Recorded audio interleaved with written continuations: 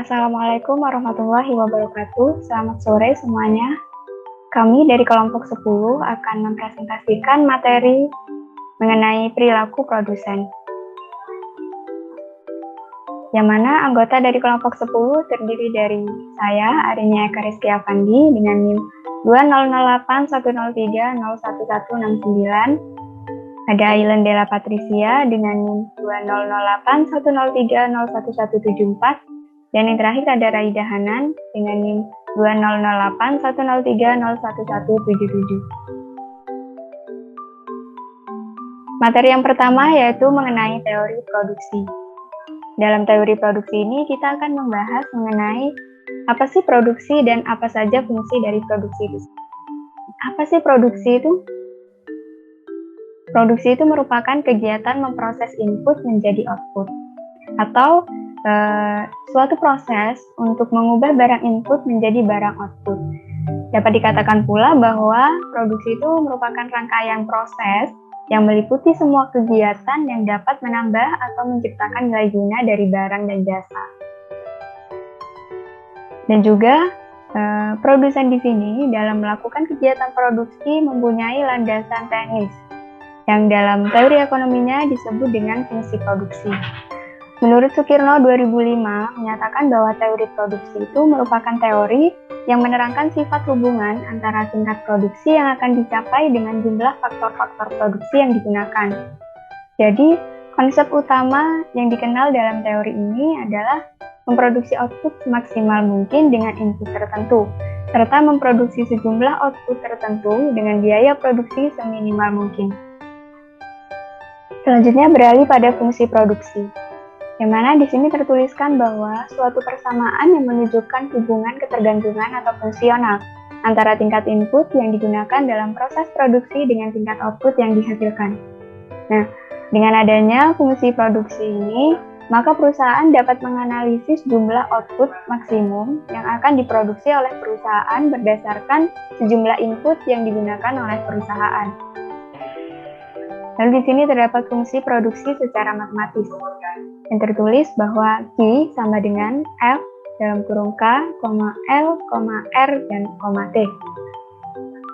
Maksud dari variabel ini yaitu Q menunjukkan jumlah output atau hasil, sedangkan K menunjukkan modal atau kapital, dan L menunjukkan labor atau tenaga kerja, sedangkan R yaitu raw material atau kekayaan, dan T menunjukkan teknologi. Selanjutnya akan dijelaskan oleh rekan saya. Silahkan. Perkenalkan, nama saya Ailen Della Patricia. Di sini saya akan melanjutkan penjelasan mengenai teori produksi sederhana. Nah, dalam suatu proses produksi itu terdapat proses produksi yang terjadi dalam kurun waktu tertentu yang dibagi menjadi dua, yaitu yang pertama, produksi dalam jangka pendek. Produksi dalam jangka pendek ini bila sebagian faktor produksi jumlahnya tetap dan yang lain berubah. Contohnya itu kayak jumlah modal tetap, nah sedangkan tenaga kerjanya itu berubah. Terus yang kedua ini ada produksi dalam jangka panjang. Nah, produksi dalam jangka panjang ini bila semua faktor produksi dapat berubah dan ditambah sesuai kebutuhan. Teori produksi ini yaitu output ditambah labor. Teori fungsi produksi dengan satu faktor input variabel dirumuskan dalam I sama dengan F kurung buka L kurung tutup. Itu fungsi produksi dengan satu input variabel tunduk pada law of diminishing return. Nah, satu macam input atau labor itu penggunaan terus ditambah sebanyak satu unit. Sedangkan input-input yang lain itu konstan. Pada mulanya produksi total akan semakin banyak pertambahannya. Tetapi ketika mencapai tingkat tertentu, produksi tambahan tersebut semakin menurun dan akhirnya akan mencapai nilai negatif. Selanjutnya, the law of diminishing return.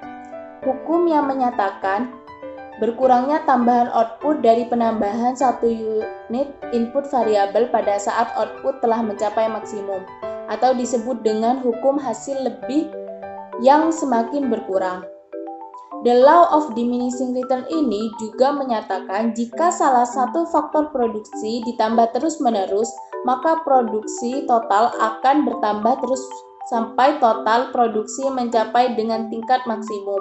Dan bila ditambah lagi, maka produksi total akan semakin berkurang. Asumsi yang berlaku ini ada 3, yaitu yang pertama, hanya ada 1 unit input variabel, input yang lain tetap. Yang kedua itu teknologi yang digunakan dalam proses produksi tidak berubah. Dan yang ketiga, sifat koefisien produksi adalah berubah-ubah. Selanjutnya, rumus satu variabel. Nah, dalam rumus satu variabel ini ada average produk atau AP, atau biasa disebut dengan produk rata-rata. Produk rata-rata adalah rata-rata produk yang dihasilkan oleh setiap input tenaga kerja. Nah, produk rata-rata merupakan hasil bagi antara total produk dengan jumlah tenaga kerja.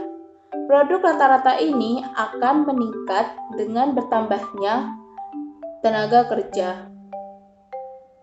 Produk rata-rata dapat dinyatakan dengan rumus produk rata-rata sama dengan produk total dibagi dengan jumlah tenaga kerja. Selanjutnya ada marginal produk atau MP, atau biasa disebut produk marginal. Produk marginal adalah tambahan jumlah produk yang diakibatkan oleh tambahan 1 unit input atau tenaga kerja yang digunakan. Produk marginal merupakan perbandingan antara perubahan produk total dengan perubahan jumlah tenaga kerja.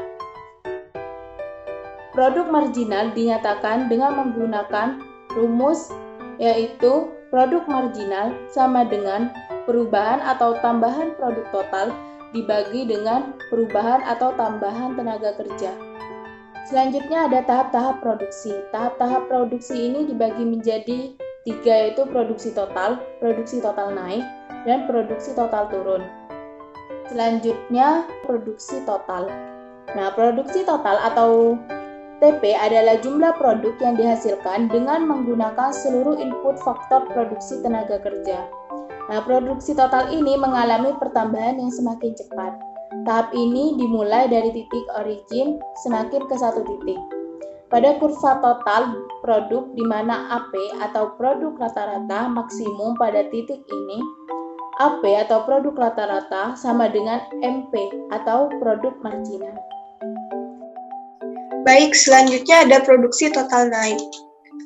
Produksi total pertambahannya semakin lama semakin kecil. Tahap kedua ini dimulai dari titik AP maksimum sampai titik di mana MP sama dengan 0 atau TP maksimum.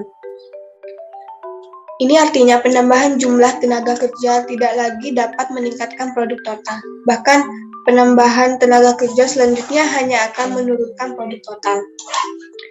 Selanjutnya itu ada produksi total turun.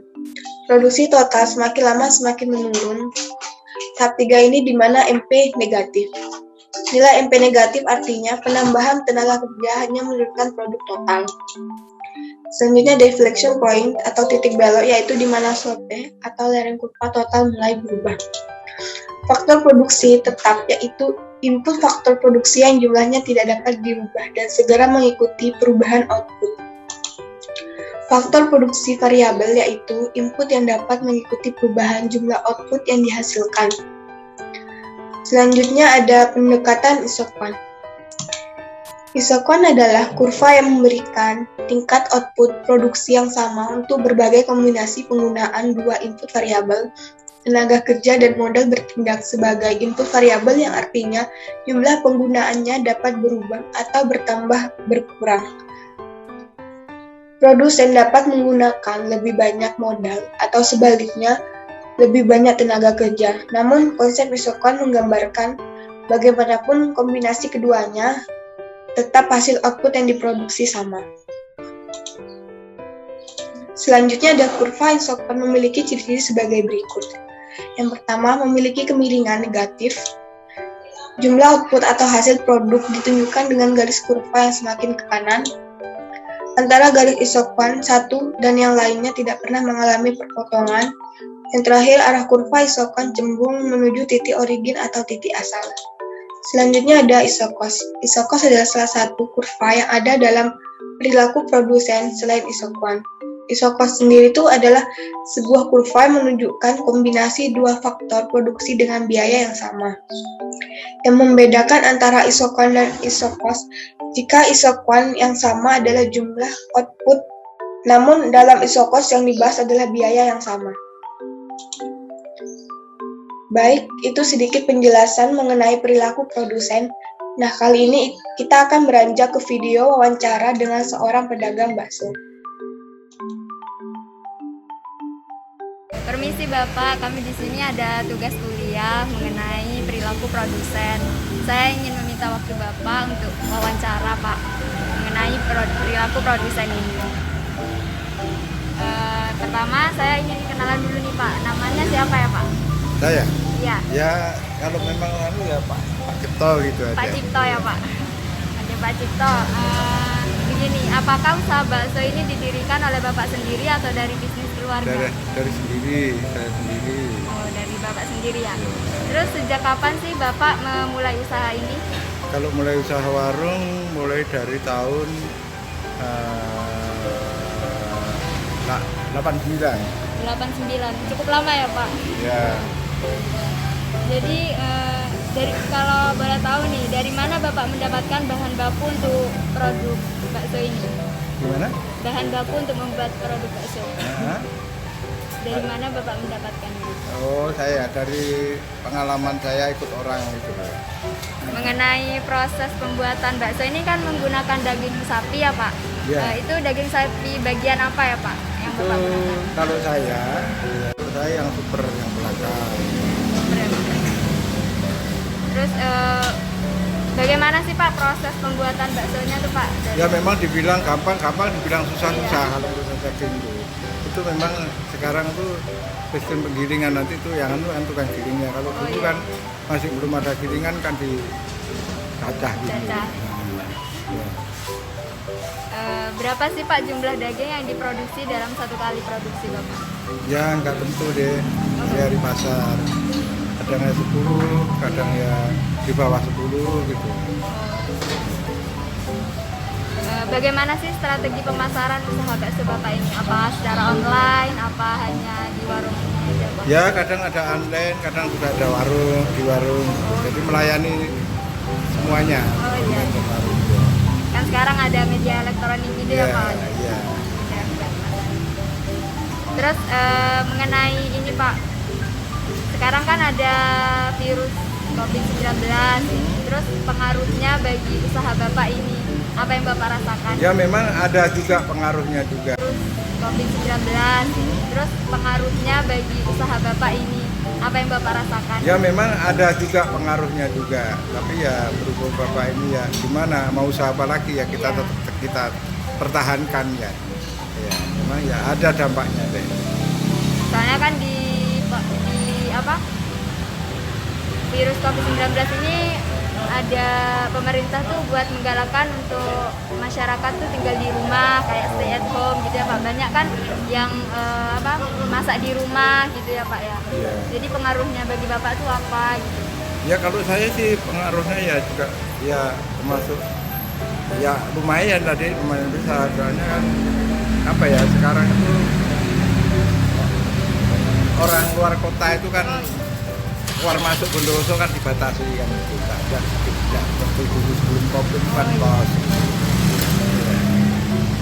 Terus bagaimana nih Pak mengenai omset yang dapat peroleh saat pandemi ini? Apa menurun atau meningkat? Ya menurun jauh. Ya. Terus kalau mengenai keuntungan nih yang Bapak peroleh dalam satu kali produksi? Kalau keuntungan tidak bisa prediksi deh saya. Oh, iya. Ya namanya kalau keuntungan tidak bisa prediksi deh saya. Oh, iya. Ya namanya orang dagang di swasta ya kadang ya ada untung ya kadang pas-pasan gitu kayak. Iya. Nah, kira-kira Bapak pernah nggak ngalamin rugi gitu Pak? Atau misalkan kayak Ya. nggak ada yang beli gitu Pak? Terus Ya pernah. Namanya apalagi apa ya bisnis seperti saya ini merugi itu ada kadang-kadang ya faktornya pembeli mengurangi, kedua daging rusak itu ya, jadi semuanya itu kan resiko sudah memang resiko bagi saya.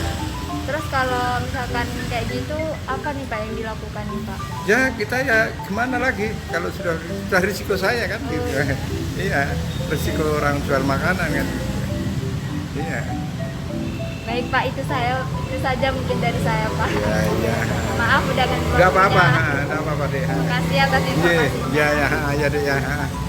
Baik, kami dapat menyimpulkan bahwa pedagang bakso ini pada saat pandemi COVID-19 sangat berpengaruh terhadap peran produsen karena pemerintah melakukan peraturan untuk masyarakat seperti stay at home yang membuat para masyarakat berdiam diri di rumah dan juga para wisatawan berkurang karena adanya lockdown di setiap daerah agar mengurangi rantai penyebaran COVID-19. Oleh karena itu, pedagang bakso mengalami penurunan terhadap produksi bakso.